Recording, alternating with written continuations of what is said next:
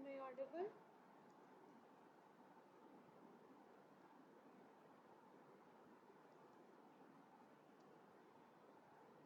Yes, ma'am. Yes, ma'am. So last class में क्या पढ़ा था, याद है कुछ? Ma'am, inductance bridge. Maxwell's self-inductance bridge. Yes, Measurement ma'am. of self-inductance using a Maxwell's bridge. Right, तो उसमें हम लोगों ने रियल पार्ट और इमेजिनरी पार्ट को इक्वेट करके आर एक्स और एल एक्स की वैल्यू निकाली थी, जहाँ से हम लोग एल एक्स जो था वो हमारा अननोन इंडक्टेंस था जिसको हम derive कर रहे थे, right? So now the second type of bridge, actually we are studying about the inductance, measurement of inductance using a AC bridge. Measurement of inductance using a AC bridge. So second type of bridge for measuring the value of inductance is Maxwell's inductance capacitance bridge. ठीक है.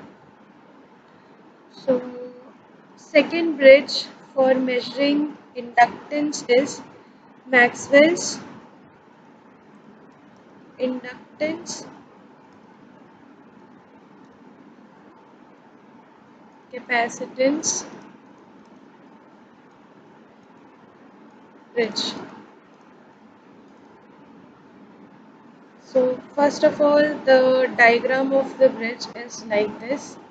मैंने last time भी तुम लोग को बोला था कि in this part of your syllabus the most important thing is that you remember the diagram, circuit diagram of each bridge, because all the bridges have different circuit diagram, and if you do not remember the circuit diagram of the bridge, it will be difficult for you to identify which kind of bridge is mentioned in the question. ठीक है, तो कई बार ये भी नहीं लिखा रहेगा कि मैक्सवेल्स इंडक्टेंस है या हेज है या एंडरसन है, कौन सा ब्रिज है. Just the bridge will be shown to you and maybe equation of balance पूछा रहेगा या फिर कोई न्यूमेरिकल पूछ सकते हैं या क्वालिटी फैक्टर पूछ सकते हैं. तो वो लोग ट्रिक करने के लिए ये लिखते नहीं है कि कौन सा टाइप का ब्रिज है. तो first of all, by drawing the bridge several times you will be able to remember कौन से ब्रिज का सर्किट डायग्राम कैसा है.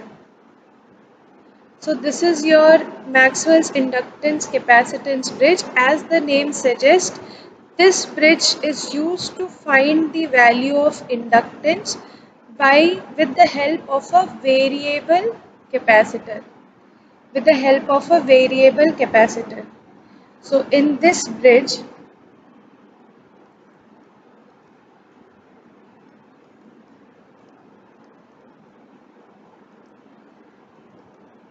the value of unknown inductance is measured by variable standard capacitance.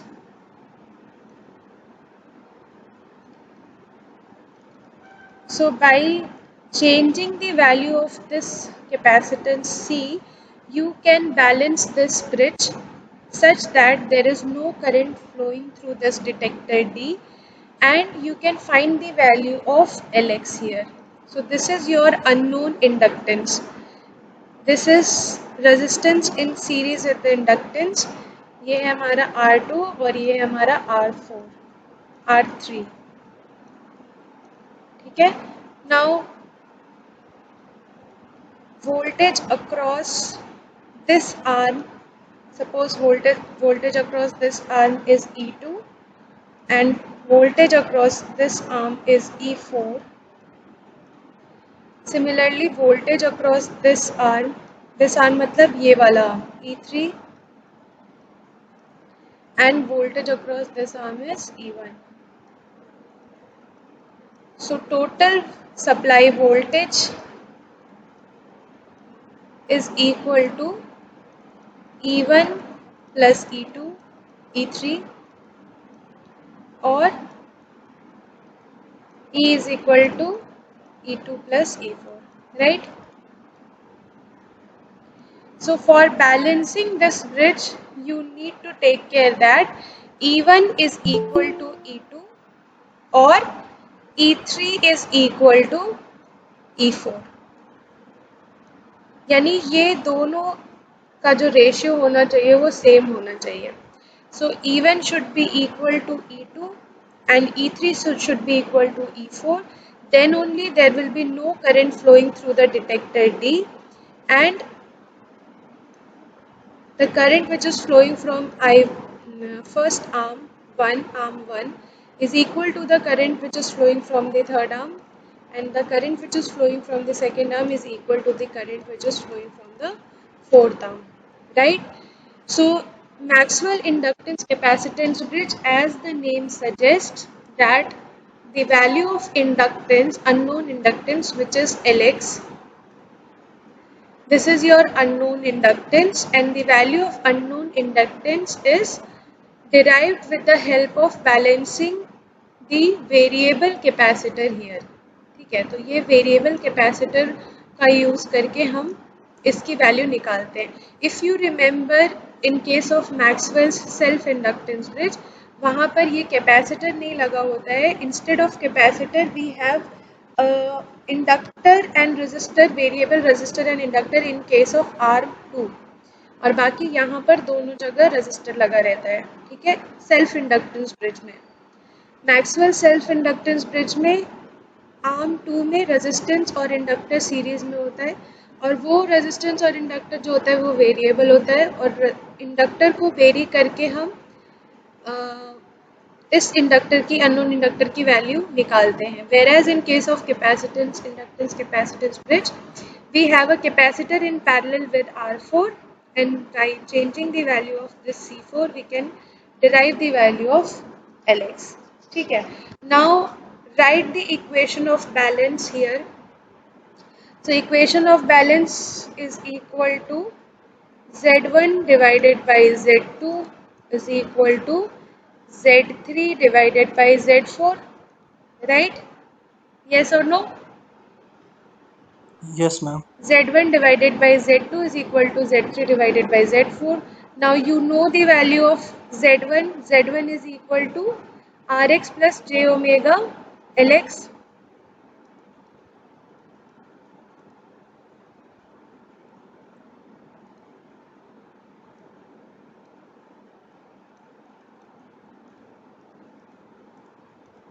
This is your equation of balance.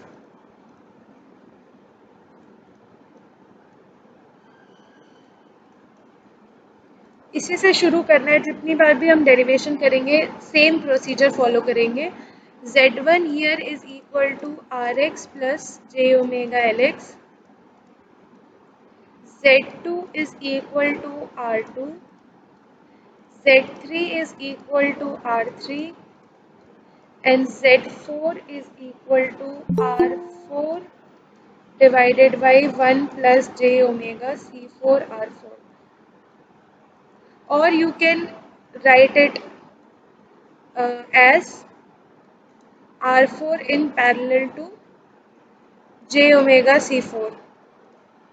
ठीक है, 1 by j omega C4. तो इन दोनों को जब पैरेलल में सॉल्व करोगे you will get this 1 by R4 plus 1 by j omega C4. तो solve करने पे ये आएगा, right?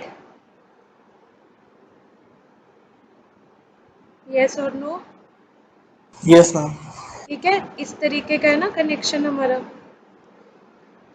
So this is your 1 by j omega C4 and this is your R4.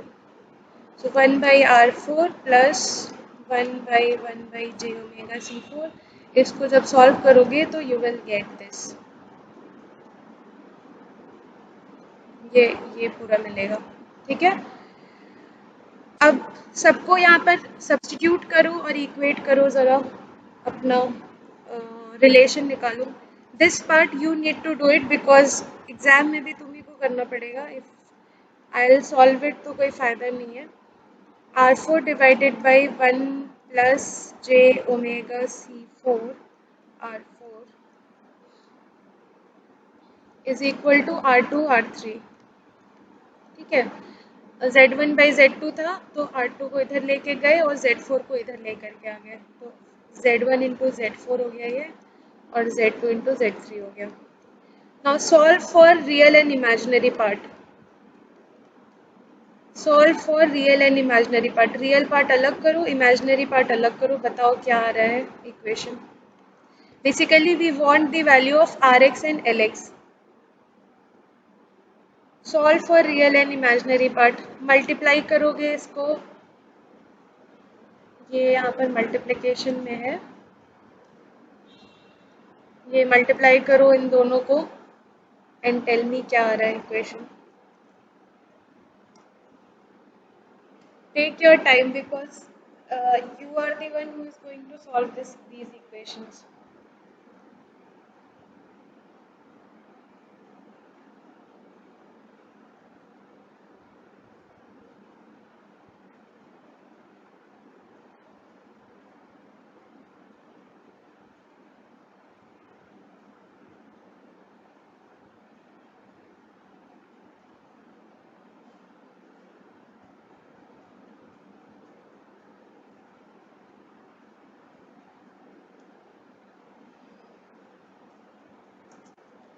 इसको इससे मल्टीप्लाई करो, again you will multiply this from this, you will get two terms, दोनों में ही इमेजिनरी पार्ट है, इसको सेपरेट करके तुमको निकालना पड़ेगा.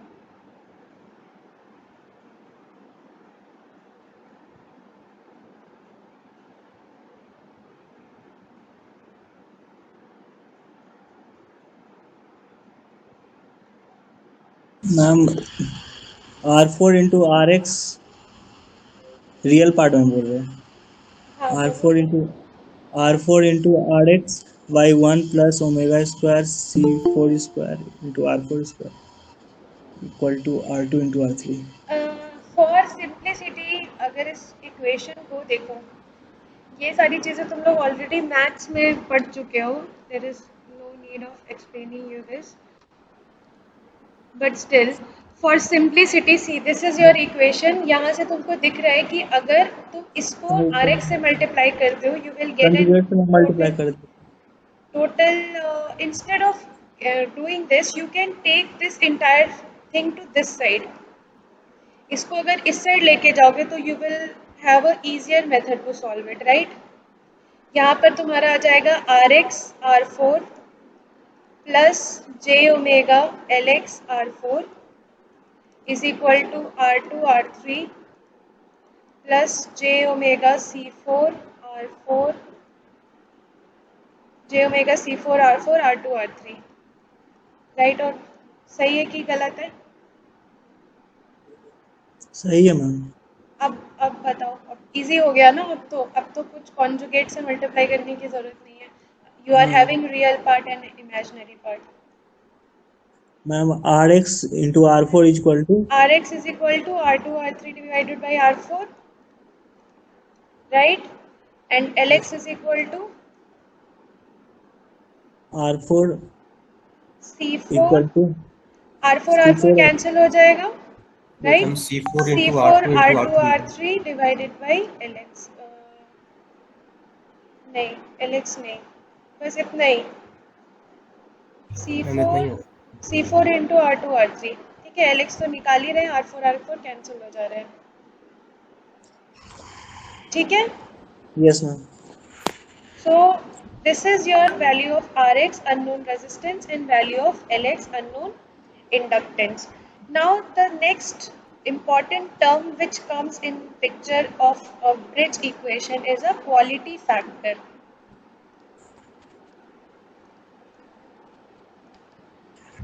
Anybody who can tell me what is a quality factor?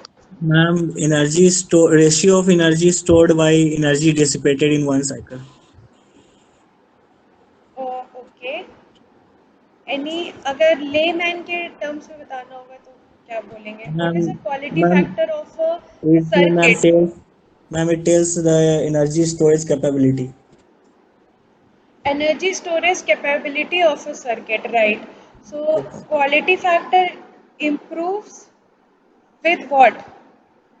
जितना एनर्जी हम स्टोर कर पाएंगे और जितना डिसिपेट हो रहा है, तो जितना एनर्जी डिसिपेशन कम होगा उतना क्वालिटी फैक्टर इम्प्रूव होगा, राइट? जितना dissipation, energy stored by energy dissipated, यही बोला ना?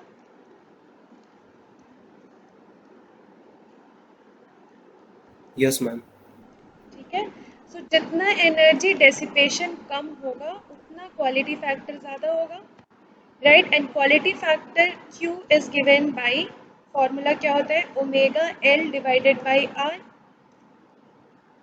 yes or no? So omega L is nothing but the is responsible for energy which is being stored in the inductor or capacitor. 1 by omega RC भी लिख सकते हैं इसको. I am talking with the in the terms of inductance because we are talking about the inductance bridge. So this is your energy stored divided by the energy dissipated in the resistor. So quality factor here in this Maxwell's inductance bridge, capacitance bridge is equal to omega Lx divided by Rx. ठीक है? So higher the amount of inductance will be, higher the value of quality factor of the circuit will be. ठीक है? तो this this bridge is used for the high values of inductance so that the quality factor is high. ठीक है? So if you calculate the value of quality factor here, Q is equal to omega Lx divided by Rx. So Lx की value यहाँ से substitute कर देंगे. Lx की value क्या आ रही थी? C4R2R3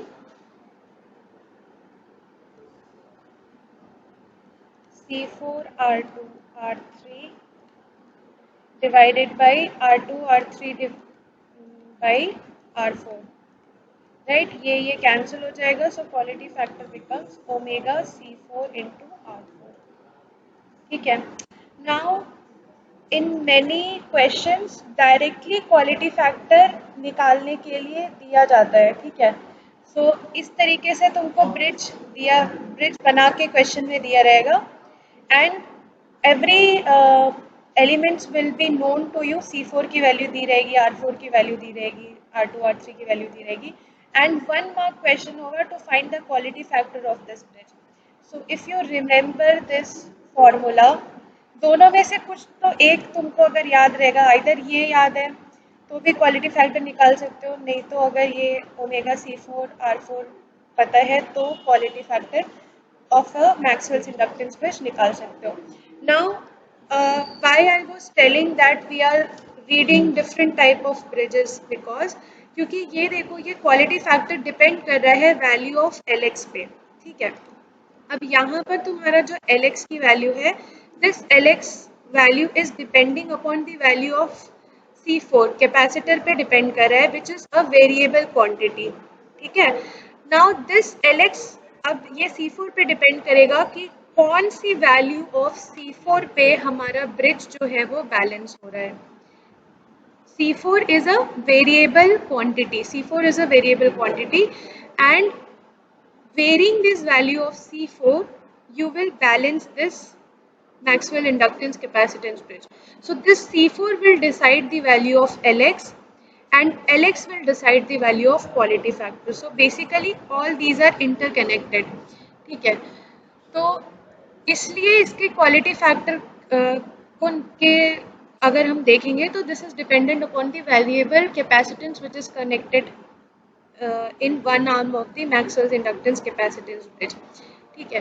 तो अब अलग अलग जो हमारा ब्रिज है, जैसे कि पहला ब्रिज था उसमें हमारा जो वैल्यू था वो, एक डाउट है हाँ बोलो. मैम. आप तो मैम बैलेंस कंडीशन यूज करके ही ना C4 निकाले, तो C4 पे फिर क्यों डिपेंड करें? बैलेंस कंडीशन, हाँ, लेकिन सी जब बैलेंस करने के बाद हम ये इक्वेशन लिखते हैं. ठीक है? पहले हमको बैलेंस करना पड़ेगा. First step is to balance. इसको जैसे कि तुम्हारे पास एक सेटअप बॉक्स रहेगा, उस सेटअप बॉक्स में इन सारी चीज़ों की वैल्यू दी रहेगी। ठीक है, जनरली लैब में जो सेटअप बॉक्स होता है उसमें ये रेजिस्टेंस जो होता है ये भी वेरिएबल होता है। इस रेजिस्टेंस की वैल्यू जो होती है वो डिकेड बॉक्स बोला जाता है उसको। ठीक है, डिकेड बॉक्स होता है और इसमें रेजिस्टेंस की वैल्यू वन 1/10 टाइम्स होती है या 1/100 टाइम्स होती है। ठीक है, ये 1 to 9 इसको तुम चेंज कर सकते हो या 1/1000 टाइम्स होती है। तो ऐसे एक डिकेड बॉक्स होता है जिसमें रेजिस्टेंस की वैल्यू भी चेंज कर सकते हो। So first step is to balance this equation. बिना बैलेंस किए हम इस बैलेंस इक्वेशन को नहीं लिख सकते हैं। ठीक है, तो कैपेसिटर की वैल्यू जिस पोजीशन पे ये ब्रिज बैलेंस होगी वो पोजीशन पे लेंगे। Suppose this capacitor is varying from 1 microfarad to 20 microfarad. ठीक है, और जब तुमको ये ब्रिज दिया गया, ये ब्रिज बैलेंस कंडीशन में तुमको नहीं दिया जाएगा, ये ब्रिज बना के दे दिया जाएगा। उसके बाद तुम इस डिटेक्टर से इस कैपेसिटर की वैल्यू को चेंज करके देखते जाओगे कि डिटेक्टर की वैल्यू कहाँ पर नियर अबाउट ज़ीरो आ रही है। जनरली इन प्रैक्टिकल सिचुएशंस ये ज़ीरो एग्जैक्ट नहीं आता है, 0.5 या 0.05 तक इसको तुम बैलेंस कर सकते हो। तो उस पॉइंट पे जो कैपेसिटर की वैल्यू होगी वही कैपेसिटर की वैल्यू तुमको यहाँ पर लेना होगा। ये C4 will be that value जहाँ पर तुम्हारा ब्रिज बैलेंस हो रहा है। ठीक है, तो first step is balancing the bridge, then you will at that point when the bridge is balanced, that value of capacitor will be taken as C4 here. Am I clear?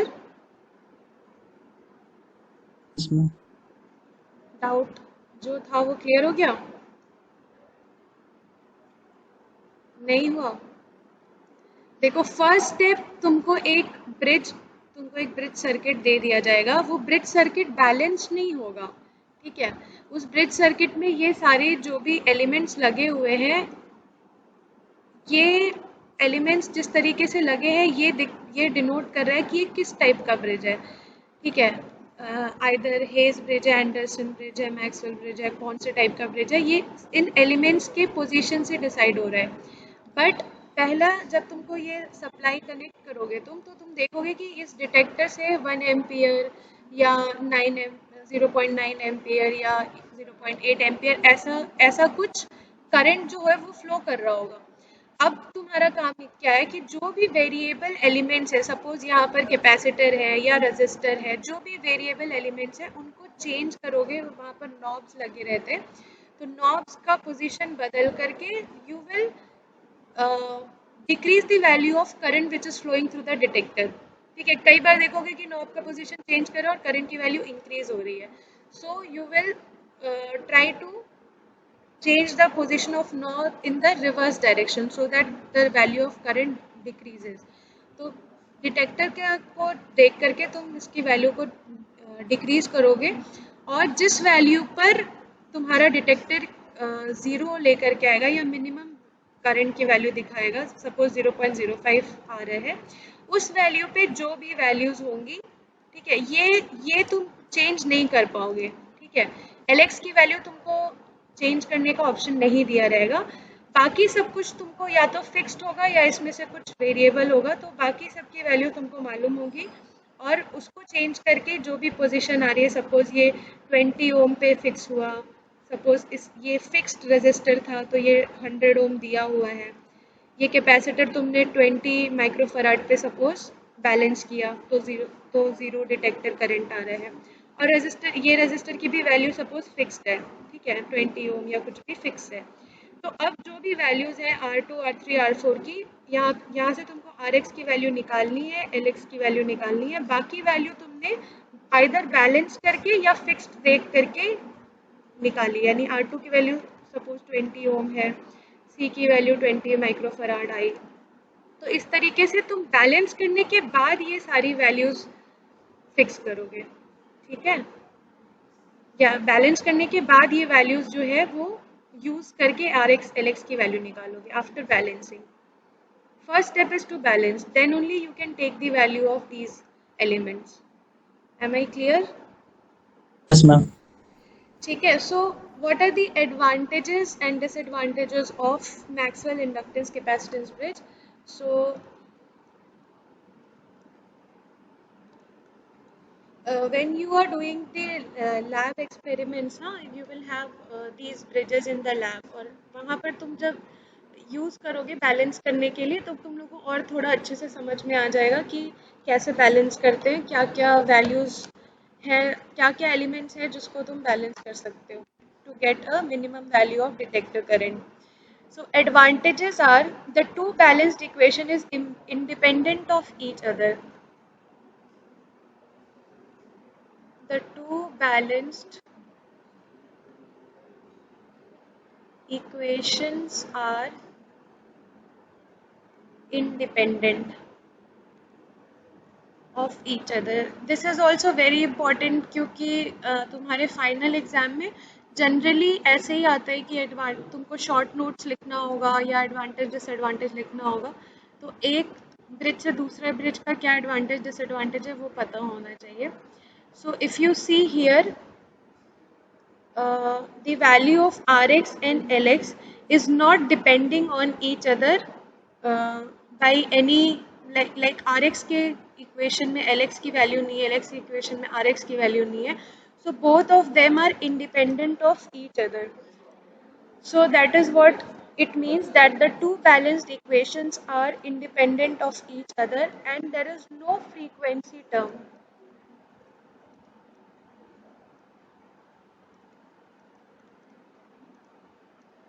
Ma'am frequency पर तो depend कर रहा है ना. Frequency पर ये दोनों balance equation नहीं डिपेंड कर रहे हैं ना. आर एक्स की वैल्यू और एल एक्स की वैल्यू में ओमेगा कहीं नहीं है, ठीक है.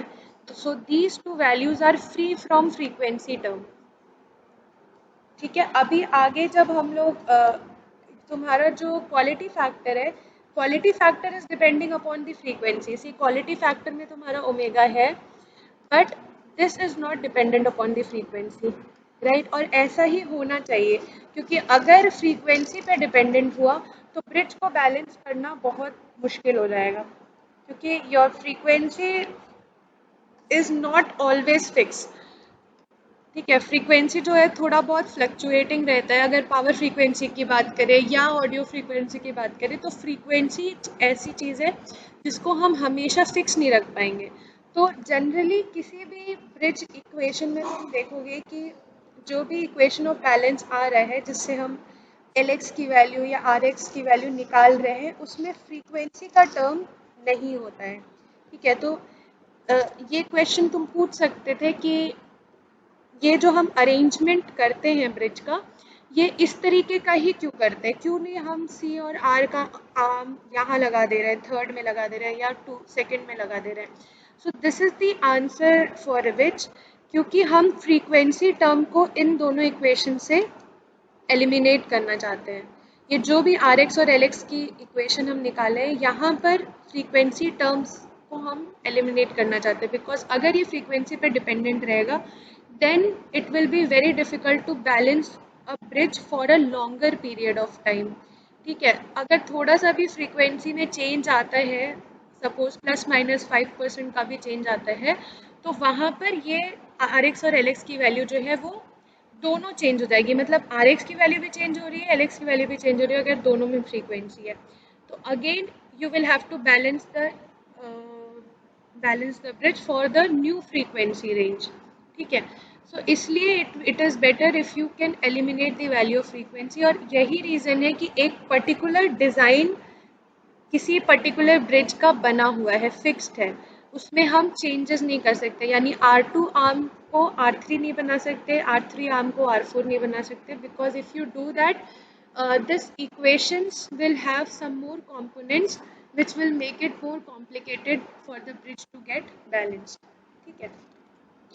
So these are two advantages. पहला कि एक दूसरे से इंडिपेंडेंट है इक्वेशन, दूसरा कि फ्रीक्वेंसी टर्म इंक्लूडेड नहीं है, और तीसरा is Maxwell capacitance bridge is very useful to measure wide range of inductance at power and audio frequency.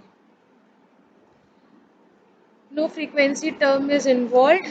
Third is RX और R4 को मैम आप बोल रहे थे ना RX और R4 को तो इंटरचेंज करेंगे तो ब्रिज तो अनबैलेंस हो ही जाएगा। RX एंड R4 को इंटरचेंज करेंगे। मैम ब्रिज हाँ सर्किट में तो हाँ हाँ, तो वही कहने का मतलब है कि C but RX and R3 ma'am. Bridge unbalance हो जाएगा, बट तुम उसके बाद भी ब्रिज को बैलेंस कर सकते हो ना, इक्वेट करके वैल्यूज को। मैम वोल्टेज तो मैम मतलब डिटेक्टर के अक्रॉस वोल्टेज डिफरेंस आ जाएगा अगर Z1 Z3 को करेंगे तो इंटरचेंज। देखो देखो, ये ये पूरे ब्रिज में इसकी जगह अगर हम आर, सिर्फ आर लगा दें यहाँ पे, तो भी हम इस ब्रिज को बैलेंस कर सकते हैं। कर तो ब्रिज को हम बैलेंस किसी भी तरीके से कर ही सकते हैं। उस ब्रिज को बैलेंस करने के लिए जो भी वोल्टेज ड्रॉप है इन दोनों के अक्रॉस, उस वोल्टेज ड्रॉप को इक्वेट करना पड़ेगा। ठीक है, बेसिकली यहाँ पे सिर्फ आर लगा दे तो भी हम ब्रिज को बैलेंस कर सकते हैं, मैम बट सिर्फ ऊपर वाला को अगर इंटरचेंज करेंगे मैम बोल रहे थे RX ये जेड ऊपर मैम Z1 Z3 को और नीचे सेम रहेगा तो बैलेंस अनबैलेंस हो जाएगा ना वो। हाँ, अनबैलेंस तो किसी भी कंडीशन में होगा। अगर इसकी जगह हम आर लगा देंगे तो भी। और ये जो ब्रिज तुमको दिख रहा है, ये ऐसा थोड़ी कि ये बैलेंस ब्रिज है। इसको बैलेंस तुमको करना पड़ेगा by changing the value of variable capacitor. ऐसा नहीं है कि ये ब्रिज हमेशा बैलेंस, ये ऐसे कंडीशन में अगर तुम कोई भी वैल्यू यूज करोगे कैपेसिटर की, रेजिस्टर की, तो ये बैलेंस रहेगा, ऐसा नहीं होता है। That this depends upon the value of resistance और कैपेसिटर। ठीक है, अगर ये ब्रिज सपोज 20 माइक्रोफैराड के लिए बैलेंस हुआ, तो ज़रूरी नहीं है कि ये 40 माइक्रोफैराड के लिए भी बैलेंस होगा।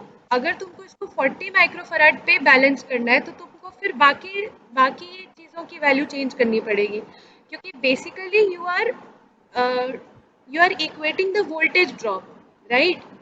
M I clear? मैम वो तो नहीं समझ में आया आप बोले ना फ्रीक्वेंसी को एलिमिनेट करने के लिए ऐसे कर वही मैम डाउट है। नहीं, फ्रीक्वेंसी को एलिमिनेट करने का मतलब ये है कि अगर तुम इसको इंटरचेंज करते हो और उसके बाद बैलेंस इक्वेशन बनाते हो, तो ऐसी पॉसिबिलिटी हो सकती है कि तुम्हारे इस इक्वेशन में ओमेगा की वैल्यू आए। ठीक है, अभी ओमेगा की वैल्यू नहीं आ रही है, क्योंकि जिस तरीके का ये इक्वेशन है, यहाँ से ओमेगा की वैल्यू जो है वो एलिमिनेट हो जा रही है, यहाँ से ओमेगा ओमेगा कैंसिल हो जा रहा है। बट ऐसा ज़रूरी नहीं है कि हर केस में ऐसा हो। ठीक है, अगर ऐसा कुछ हो कि यहाँ से जो मल्टीप्लाई हो रहा है, यहाँ पर ओमेगा आ रहा है, तो या ओमेगा का स्क्वायर आ रहा है, तो वहाँ पर तुमको ओमेगा का स्क्वायर लेना पड़ेगा। तो that is completely depending upon कि सर्किट में कौन सी चीज़ कहाँ कनेक्टेड है। ठीक है, पोजीशन कहाँ पर है।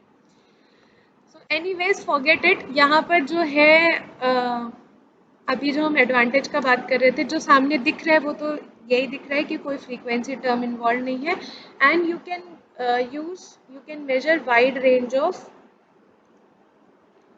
Inductance at power and audio frequency.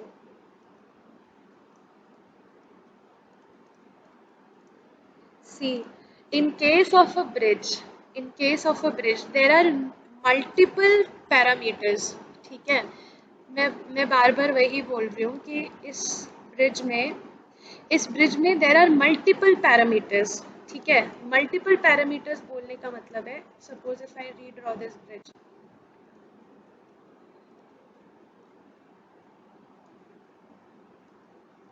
just because you have not done your practicals in this ना, इसलिए थोड़ा सा तुम लोग के लिए मुश्किल है। ask, or I will say, I will talk to Shubhankar sir that they'll make you do these experiments first.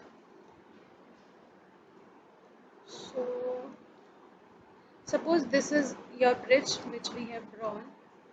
Now this bridge has multiple parameters which need to be balanced, which need to be set before balancing this bridge. ठीक है, सिर्फ capacitor ही नहीं है, यहाँ और भी चीज़ें हैं, जैसे कि तुम्हारा ये सोर्स वोल्टेज हो गया। ठीक है, अब कहने का मतलब है सोर्स वोल्टेज V, उसका frequency F, then R2, RF, R3 and C4, जो भी है, इसको R4 इसको R3 कर लो। सो ऑल दीज थिंग्स, ये सारे पैरामीटर्स जो है, इन सबको मिला करके तुम ब्रिज को बैलेंस कर पाओगे। ठीक है, इनमें से suppose the bridge got balanced at 220 volt 50 hertz, इसकी वैल्यू 10, इसकी वैल्यू 100, इसकी वैल्यू 1000 एंड इसकी वैल्यू 20 माइक्रोफराड। ठीक है, अगर इन इन सारे पैरामीटर्स में से कोई एक भी पैरामीटर तुमने चेंज किया, suppose frequency change from 50 to 48.5, again your bridge will be unbalanced condition. या अगर 220 वोल्ट से तुम्हारा वोल्टेज जो हो गया वो 205 हो गया या 210 हो गया, तो तुम्हारा जो ब्रिज है वो again it will go to an unbalanced condition. ठीक है, तो तुमको इसको बैलेंस करने के बाद इसकी वैल्यूज जो है वो ले लेनी होगी, वैल्यूज नोट डाउन कर लेना होगा, because if any of the parameters among all these parameters changes, your bridge will come go to the unbalanced condition. हम फ्रीक्वेंसी पे तो डिपेंड ही ना करा था। फ्रीक्वेंसी पे इन दोनों की वैल्यू डिपेंड नहीं कर रही है, बैलेंस डिपेंड तो करेगा ही। ठीक है, बैलेंस डिपेंड करेगा क्योंकि equation of balance has these frequency terms as well. ये जो टोटल बैलेंस इक्वेशन था तुम्हारा, यहाँ पर ये दोनों फ्रीक्वेंसी का टर्म भी है ना, तो ये तो अगर इसको चेंज करोगे तुम, तो ये तो पूरे इक्वेशन को चेंज कर ही देगा। इन दोनों की वैल्यू आर एक्स और एल एक्स की वैल्यू पे डिपेंड नहीं कर रहा है फ्रीक्वेंसी का term.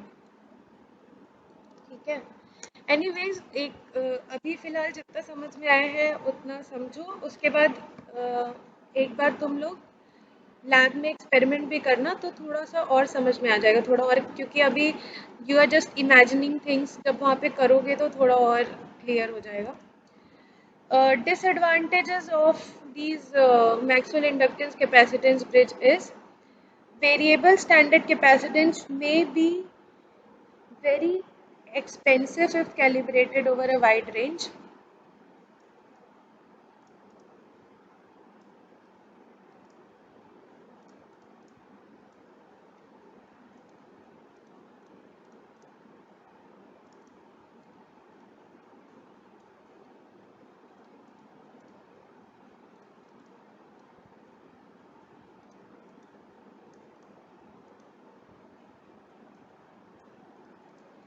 Third is it is limited to measurement of low Q coils.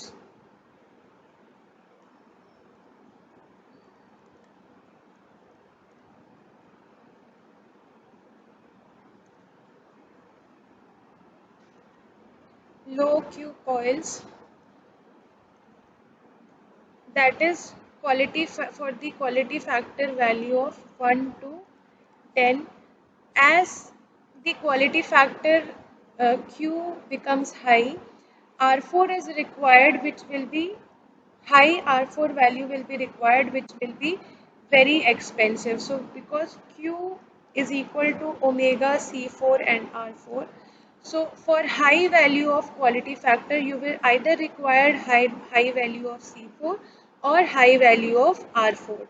High value of R4 will make your circuit very bulky and high value of C4 will make your circuit very expensive. So capacitors of high value are expensive, which will make the circuit not very feasible. इसीलिए ये जो Maxwell inductance capacitance bridge है, ये हम low value of quality factor यानी 1 to 10 value of quality factor के लिए use करते हैं। तो कई बार in your objective type of questions quality factor का रेंज दिया रहता है और ब्रिज चूज करना होता है कि which type of bridge will be used for these range of quality factors. ठीक है, now let us go to the phasor diagram of this bridge, phasor diagram of Maxwell inductance bridge. So let me just draw the bridge once again.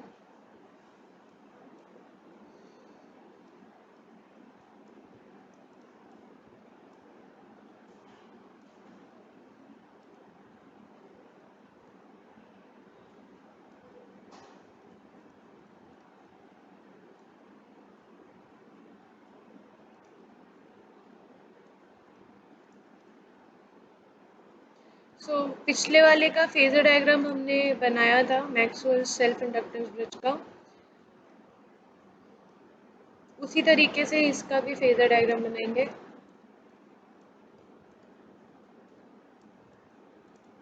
ठीक है, again this is your E2 E4 जो मैंने लिखा था equation पहले, ये हमारा E1, this is your E3। Okay, so total E is equal to E1 plus E3, vector sum of E1 plus E3 और E2 plus E4। So basically तुम E2 plus E4 निकालो आइदर वे, या E1 plus E3 phasor diagram निकालो, दोनों both will give you the value of total supply voltage E। तो I am just starting the phasor diagram, तुम लोग मुझे बताना कैसे प्रोसीड करना है। Okay, suppose this is your current I1, I2, sorry I1, I2 and this is your I2। ये I2 जो है वो I4 और इसको मान लो, इसको लिखते हैं IC और I4 में डिवाइड हो रहा होगा। ठीक है, so I2 is equal to I4 plus IC। ठीक है, so if this is your current I1 into R3 will be in the same direction।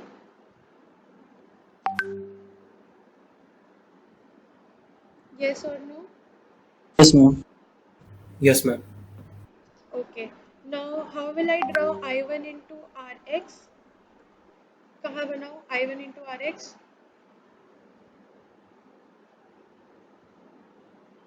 Ma'am वो तो लीड करेगा I1 R3 से। मैम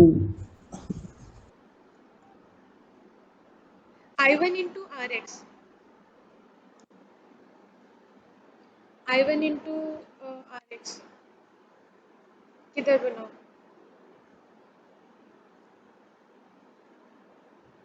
मैम लीड करेगा मैम। I1 थोड़ा into Rx lead करेगा या I1 into Rx same? Ma'am same phase में होगा मैम, सेम फेज में। R के अक्रॉस जो ड्रॉप होगा वो मैम I1 की डायरेक्शन सेम में होगा भी मैम, होगा। सेम होगा मैम, सेम होगा। I1 I2 into Rx। Yes ma'am. ठीक है, कल भी मैंने बताया था तुम लोग को लास्ट क्लास में कि मैग्नीट्यूड इज इंडिपेंडेंट। ठीक है, वो डिपेंड करेगा Rx और R3, तो उसमें कोई प्रॉब्लम नहीं है। अब बताओ I1 into Lx किधर बनाओ 90 डिग्री ऊपर, I1 into omega yes ma'am, Lx। Yes ma'am, ठीक 90 है, degree. I1 into omega Lx, the resultant of this two is E1। yes or no? Yes ma'am, ठीक है, एंड E1 के ही phase में E2 होगा, E1 के ही phase में E2 होगा। यस और नो? Yes ma'am. क्योंकि मैंने तुम लोग को पहले भी बताया था in E1 case equal of, to हाँ, in case of a AC bridge, in case of a E1 AC bridge magnitude और फेज दोनों सेम होना पड़ेगा, तभी तुम्हारा ब्रिज बैलेंस होगा। तो अगर E1 का मैग्नीट्यूड E2 के इक्वल है तो E1 का फेज भी E2 के इक्वल होना चाहिए। तो E1 और E2 सेम फेज में होंगे। ठीक है, yes or no? Yes ma'am. So E1 and E2 are in the same phase। और टोटल जो वोल्टेज है E is a sum of E1 and E3। E1 and E3 का सम है, E3 is equal to I1 into R3। तो इन दोनों का जो सम होगा वो तुम्हारा E होगा।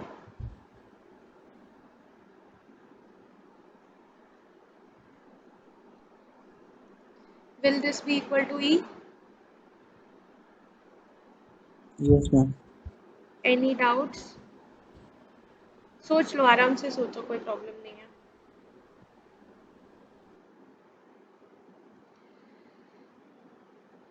देखो, तुमको कोई भी दो आर्म लेना है, या तो तुम E1 E3 ले लो या तो E2 E4 ले लो। E2 E4 भी ले सकते हो, बुक्स में you will get the phasor diagram of both these. ठीक है, वो भी हम बनाएंगे अभी।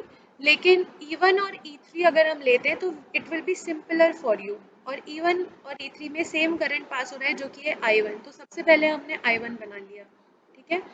I1 के बाद I1 RX ड्रॉप और I1 ये तुम्हारा R3 है, सॉरी, I1 RX ड्रॉप और I1 R3 ड्रॉप जो होगा वो सेम होगा, सेम फेज में होगा, क्योंकि रेजिस्टेंस के अक्रॉस जो ड्रॉप होगा वो सेम फेज में होगा, I के फेज में। तो ये दोनों हमने बना लिया, ठीक है। Now E3 is nothing but the voltage drop across R3, so I1 R3 will be equal to E3, right. And इसके अक्रॉस जो वोल्टेज ड्रॉप होगा वो होगा I1 RX plus j omega LX into I1। तो I1 into j omega LX तुमने यहाँ बना लिया। इन दोनों का जो रिजल्टेंट होगा वो होगा हमारा E1, और E1 और E3 का जो रिजल्टेंट होगा that will be your E। तो दिस इज, ये जो हॉरिजॉन्टल बना है ये हमारा E3 है, ये रिजल्टेंट E1 है। इन दोनों को जब जोड़ देंगे तो हमको मिलेगा total voltage E। Is it okay? ठीक है या नहीं है, कोई प्रॉब्लम? हाँ मैम। ठीक है, तो इसी तरीके से फेजर डायग्राम बनाना है। Class timing is already over, तो मैं नया ब्रिज अभी स्टार्ट नहीं कर रही हूँ। योर टास्क इज, कल मैं तुम लोग से पूछूंगी ये, अगर तुमको ये I2 और R4 C4 का फेजर डायग्राम बनाना होगा तो तुम कैसे बनाओगे, ठीक है। द हिंट इज कि E2 के ही डायरेक्शन में तुम्हारा I2 होगा, यस और नो। ये तुम्हारा R2 है, तो E2 के डायरेक्शन में हमारा I2 होगा। Any suppose any vector like this I2,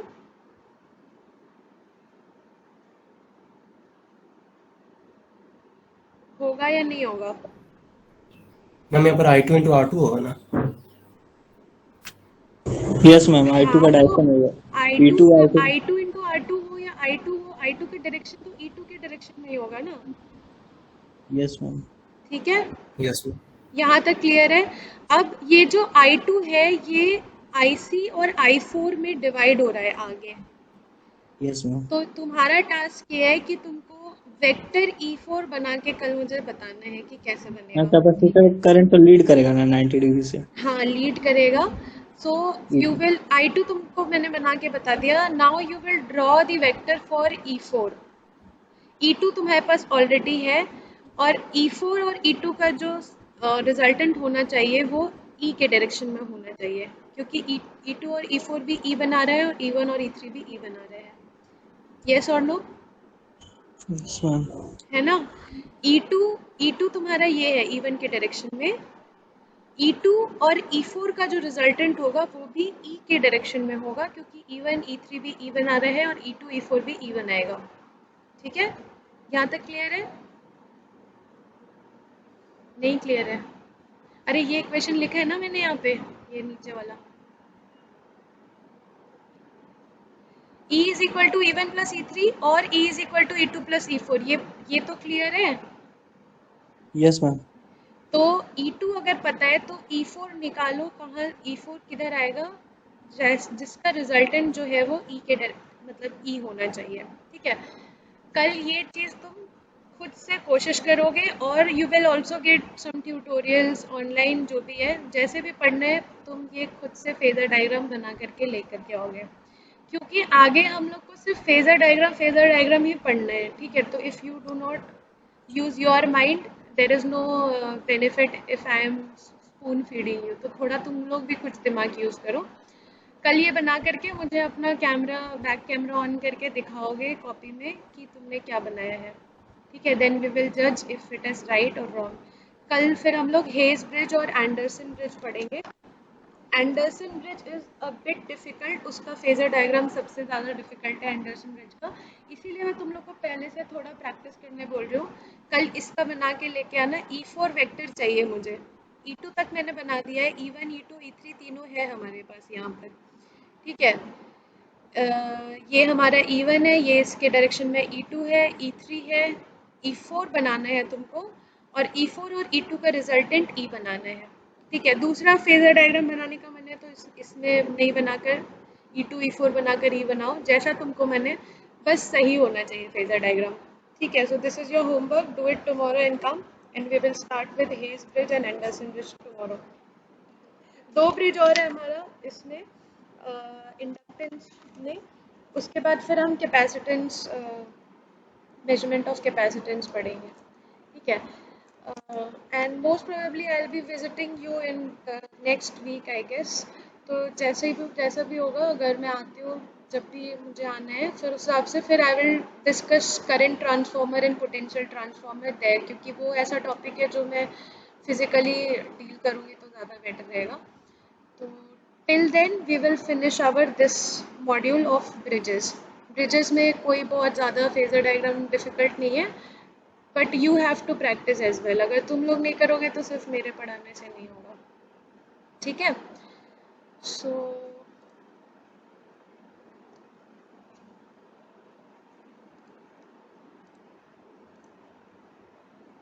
okay, let me take